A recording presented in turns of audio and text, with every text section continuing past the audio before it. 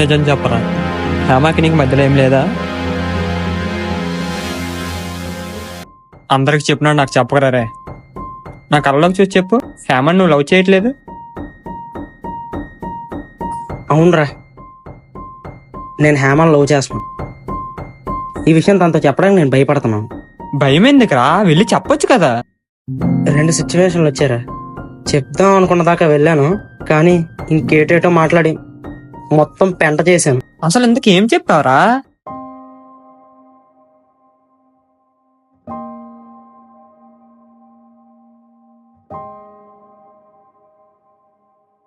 ఏంటి సార్ తీవ్రంగా ఆలోచిస్తున్నారు?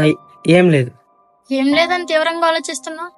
చెప్తా వద్దులే, తేడా వస్తే ఉన్న ఫ్రెండ్స్ కూడా పోతాయి. ఏదో ఒకటి చెప్పి మేనేజ్ చేద్దాం. అంటే నా ఫ్రెండ్కి ఒక లవ్ ప్రాబ్లం, అది నాతో చెప్పాడు అనమాట. సొల్యూషన్ నన్ను అడిగాడు అనమాట. అందుకే ఏం సొల్యూషనా అని ఆలోచిస్తున్నాను. హో, లవ్ ప్రాబ్లమా?